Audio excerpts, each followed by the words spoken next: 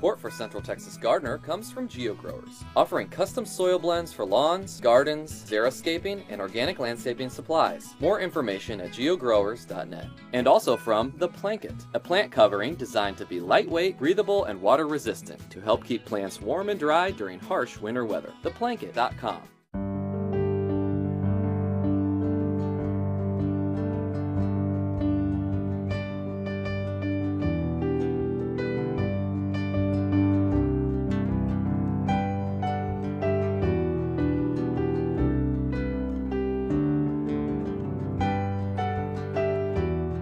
Hi there and welcome to Central Texas Gardener. I'm Tom Spencer.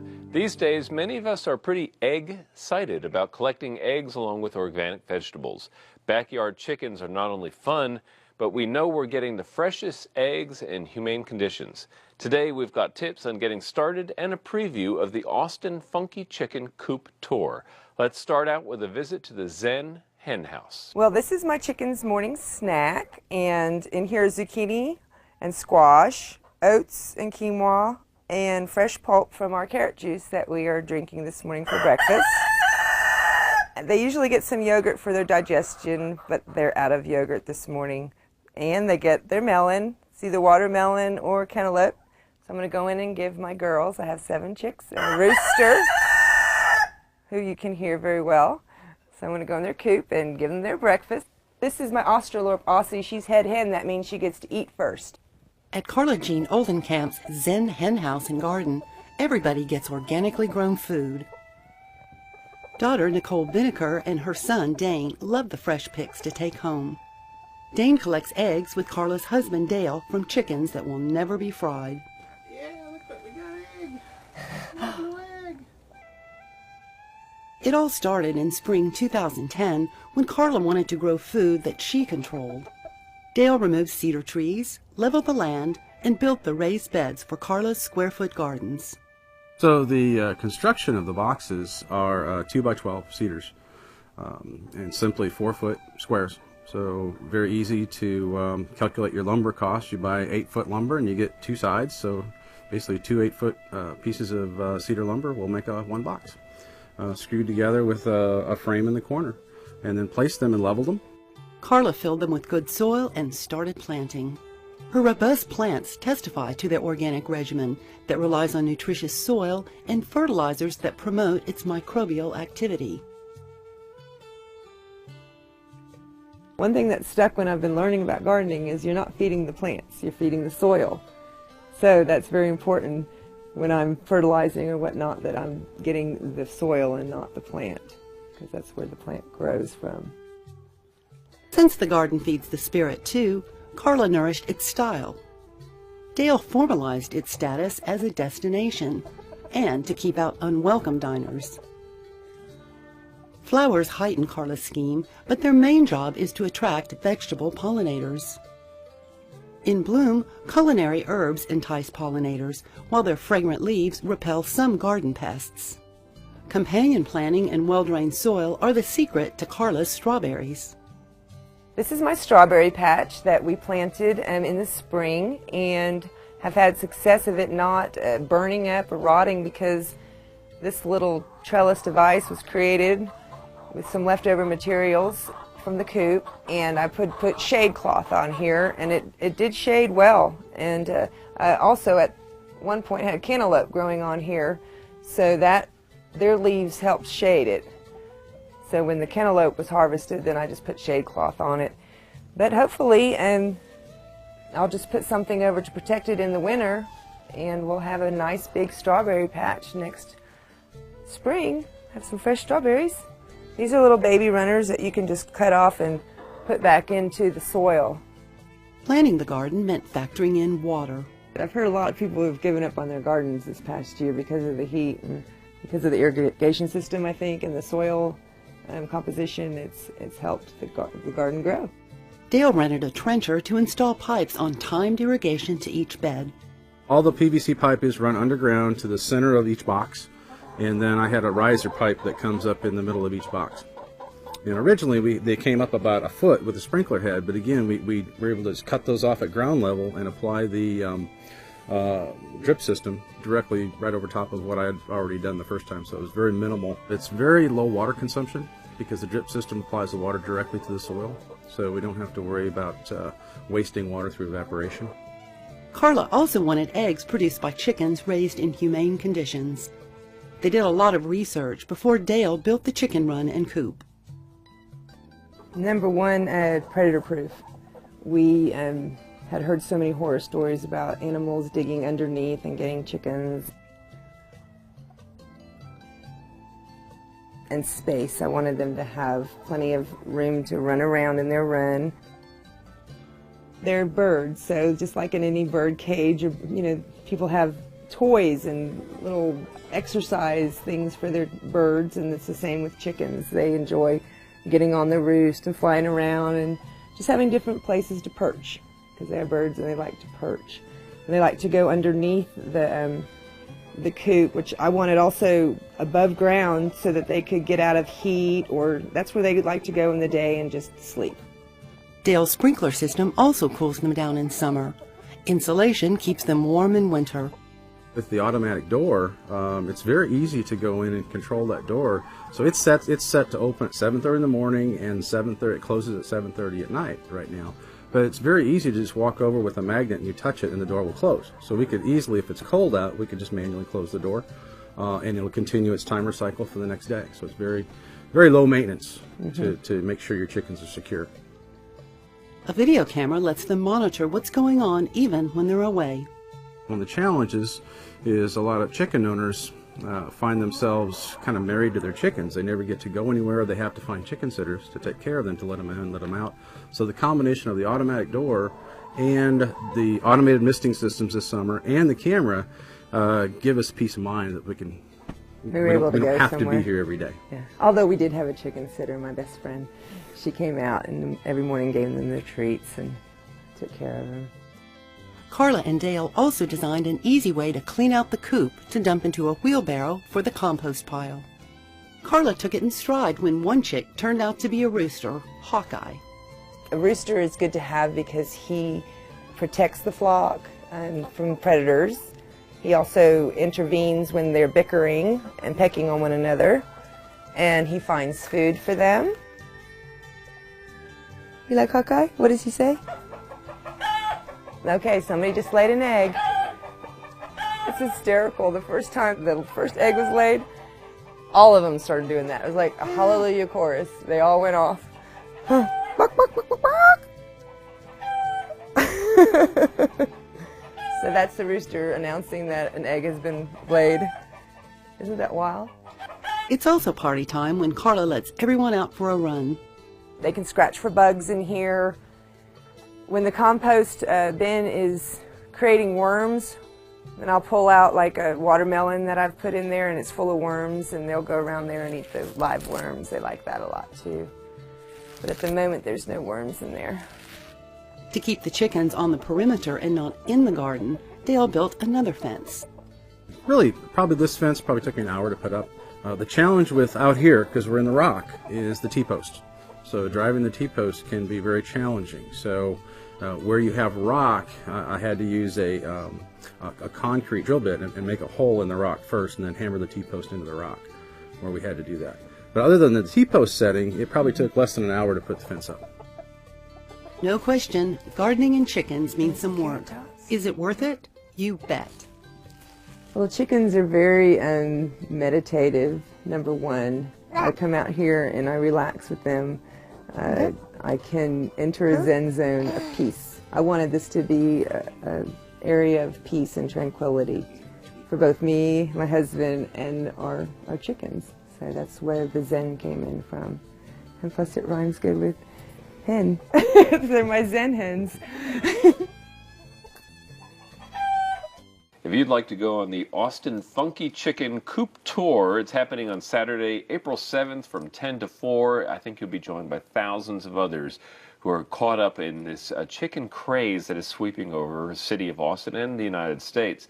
And joining us right now to talk more about the tour are Carla Jean Oldenkamp and Michelle Hernandez. Thank you both very much for being with us. I'm real excited about this. This is like one of the hottest topics right now in terms of what people are doing in their backyards, and that is raising chickens. I think it's really cool, and the tour coming up I think is going to be a great way to highlight what's going on here in Austin. Let's start off by just talking about the facts of the tour, though, Michelle. How is it going to be organized? Well, the tour is basically the way you have open house garden home tours. It's the same thing, but for coops, and people open their backyards. We will have selections for about 15 coops. Okay. It'll be around the city in the Austin city limits. People will pick and choose where they want to go. They'll go get a map.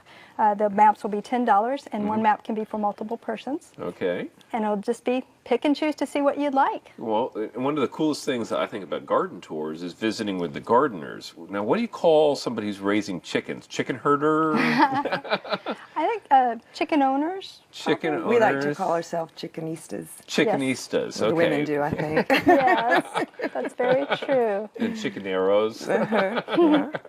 Okay, so when folks visit with the chickenistas, they'll get all sorts of insider tips about how to do all this. But I guess you'll have good geographic distribution, people, all parts of the city. Right. We're trying to keep it, one of the things we've learned, we're trying to keep it densely populated so people can see more coops. That was one of the things. So close together. As much as we can, and we're reviewing them now. We have some really good entries, I too. suspect South Austin is going to have more than its fair share. South Austin and North Central, believe it or not. Oh, really? Yeah, the Crestview, that kind of area. Okay. We might be visited during the course of this interview by an exotic breed of chicken that's wandering around the studio right now. So just in case that happens, I want people to be aware what's going on.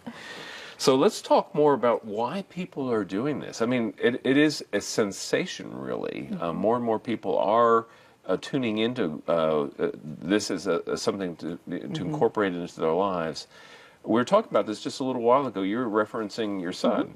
My grandson. Grandson. And I think that it's important for the children this generation to realize where their food is coming from, but for that source of food to be a good source of food, and you can't get any closer than farm to table than having chickens in your backyard. Right. Exactly right.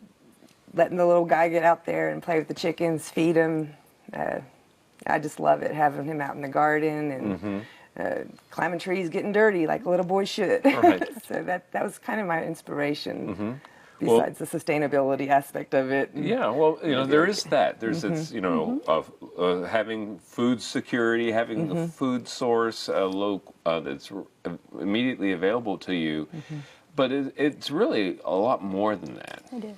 It really is. It's an experience. It's a gateway into what it is to be local and grow your own food and know your source of food. When you raise chickens, I think I'm yet to date see any of the coops we have not have a garden. Many have rainwater collection. It's a way of living, and it's a way of supporting, I guess, like I said, local food. Right. And also the cost, zero emissions, you're not getting in a car to get there. Right. So. And they're not shipping the eggs anywhere, but you may share them with your friends, I would assume. Yes. That's right. You become very popular when you raise chickens and have all these pretty eggs, and people get excited to see what an egg from a backyard looks like. It looks very different than an egg you might get in a store. Not homogenized. No. True. Yes. Right. Well, we want to talk to people about how they can get involved in this, and kind of the basics, the chicken ABCs, if you will. And so let's start by talking about the things that are most important for people to consider. How much space do they need? Well, mine have ample space. I don't know really the correct dimensions. Is it like a couple of feet per chicken? Right. Inside the coop? It's as much as you can afford to give them, but it may be 2 to 4 feet per bird, depending on the size of the breed. Some are bigger than others, but at least 2 square feet minimum, preferably 4. Inside the coop? Yes, where they can go. And it's nice, ideally, giving the ideal situation, if they could get maybe up to 10 square feet to forage. But if you compare it to what often we find in more commercial raised things, having even 2 to 4 square feet is quite a luxury. Yes. Oh, well, compared to, the factories, that's one of the things I think is really wonderful about this, is you're getting your eggs and you're from a source that's not treating the animals like machines. You know? Exactly right. That's something that's real dear to my heart, is the whole factory farming issue. So this was my way of stepping out of that, being as a consumer and not being a part of that atrocity is what I believe that it is. Well, it is. I think people will judge us as barbarians in the future for the way we treat I know animals. that they've just passed some laws in the UK banning the industrial the way that they're treating them. They have to give them more space now and a certain amount of sunlight during the day and that type of thing. Well, the coops themselves, we were talking about square footage. What are the basic elements of a coop? First one is predatory protection, and I'd say the second would be your ventilation. And with our summer last year, I know everybody was putting mister systems in their coops. I was making ice packs, putting them underneath their laying boxes because hens were dying from the heat. That doesn't surprise me. So you have to really keep an eye on your girls and your rooster, if you're fortunate to have one, in our heat. So ventilation and predatory, because everything wants to eat chicken. Right. Everything and everybody, unless you're a vegetarian, then they like chicken. Yeah. Shade, food, water. The protection, as Carla Jean mentioned, is so vital. That's the part. If you get the protection right, if you build your Fort Knox, whether very stylish, very funky, whatever in between, the rest can fall into place with the ventilation and everything. And I've seen some extravagant coops and some very basic ones, but the protection, I've seen double fencing with really fine fencing is along the ground to protect from predators. Yes. People you hear chicken wire, but it's not so good for actual protection against predators. What people might use is hardware cloth, which is the little quarter inch, and that's really helps keep them And it has to be buried underneath the ground at least 3 inches. And we went ahead and put cement around the whole perimeter of the coop area. But not only what's wanting to go in, but what's above the hawks, so whenever I'm out there with my girls, I'm looking up in the sky constantly because they probably are a lot too. of hawk attacks. A lot of hawk attacks. That's why I like having a rooster. Okay. He does sound the alarm. Oh, it sounds. Well, I guess the males are good for something, right? Yes, and they forage for the girls and make their little cluck cluck noise when they find food, and they'll all come running. So It's true. They are That's one a lot of fun. thing in Austin is that we are allowed to raise both hens and roosters in the city of Austin. Check, of course, your local your property restrictions, because there could be others, but at least the city at its level does allow that, which is great. And there are all sorts of varieties. One of the things, I mean, some of the so ornamental varieties of chickens, really, some of them are so beautiful. People will have a lot of fun with that, looking at all those, right? It's true. It's very true. And poultry shows are becoming more popular to go to, and there are many in the area. So you can see these varieties of these fancy, really gorgeous birds that you don't think of as a chicken, that are really good examples. I went to my first poultry show with Michelle a few weeks ago at A&M, and I couldn't get over how many beautiful types of birds there were, and there were so many roosters, and the tiny bantams would stand on their tippy toes when they walked by. Right. Well, I know that people are going to enjoy this, and they got a taste of it in the video, which I'm sure everybody enjoyed. It's austincooptour.org, and it's happening on April 7th from 10 to 4. $10 donation and gets you into all the coops. That's right. True. Oh, that would be a bargain. So thank you so much for being a part of the show. Thank you. Good luck with the Enjoyed tour. it. Coming up next is Daphne.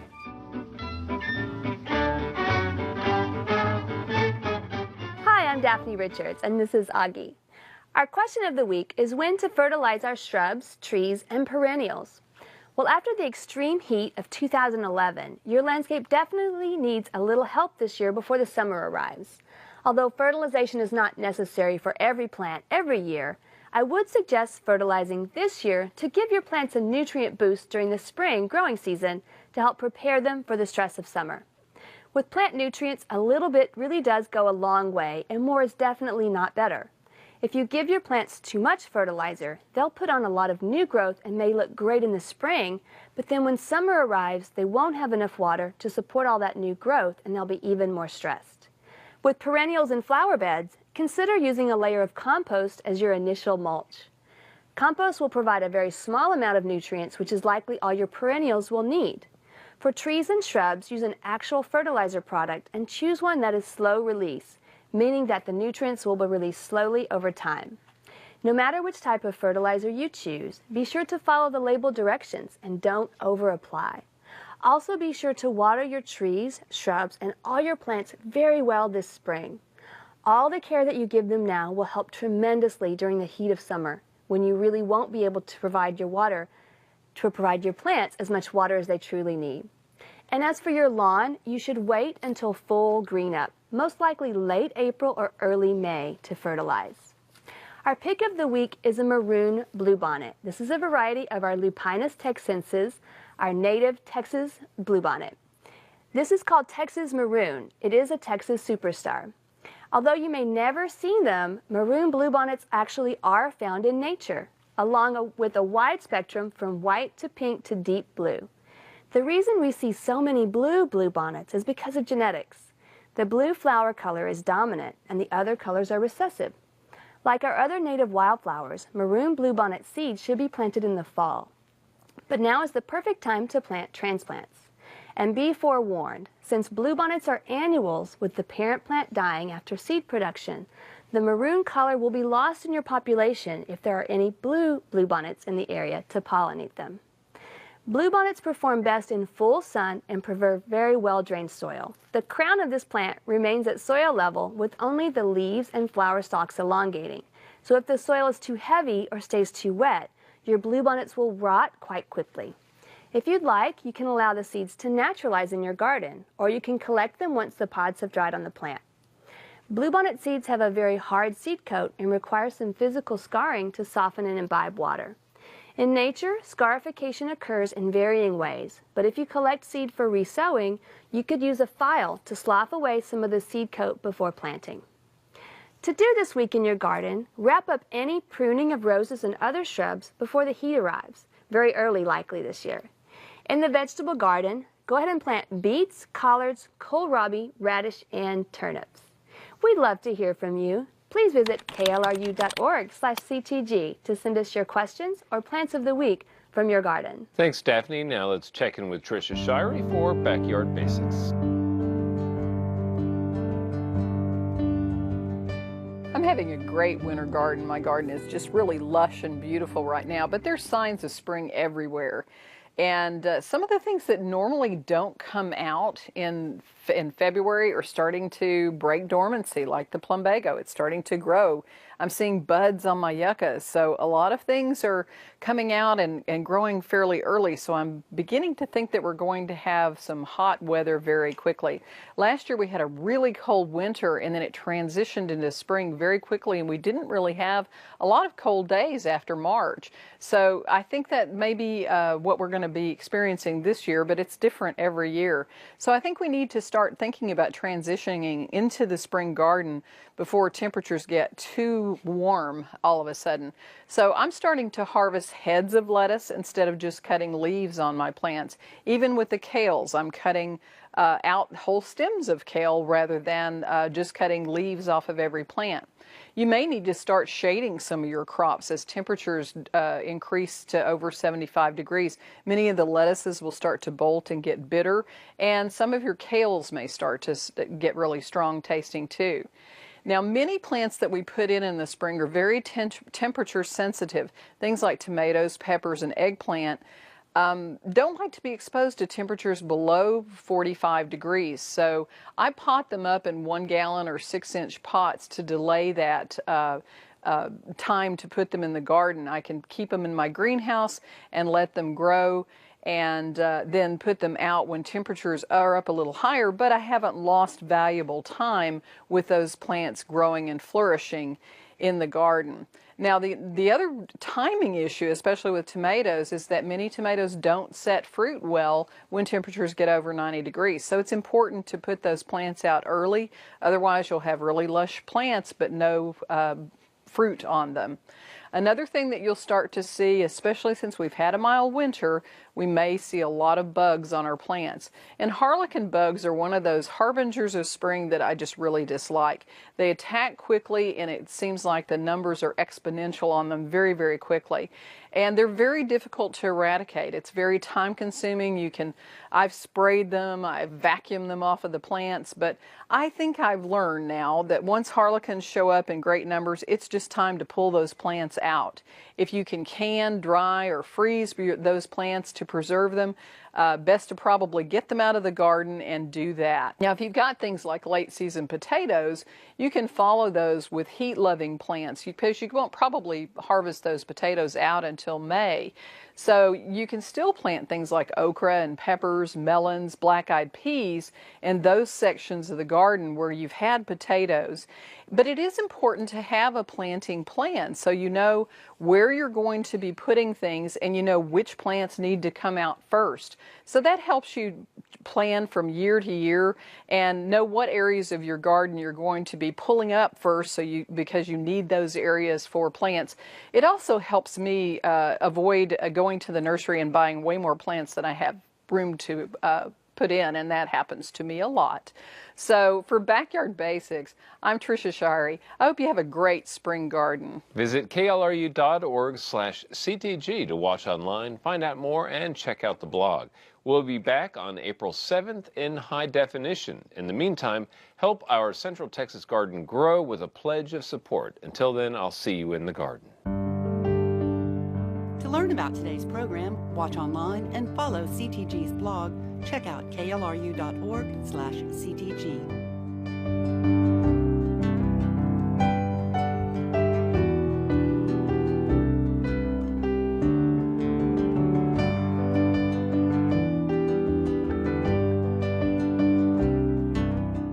Support for Central Texas Gardener comes from GeoGrowers, offering custom soil blends for lawns, gardens, xeriscaping, and organic landscaping supplies. More information at geogrowers.net. And also from The Blanket, a plant covering designed to be lightweight, breathable, and water resistant to help keep plants warm and dry during harsh winter weather. TheBlanket.com.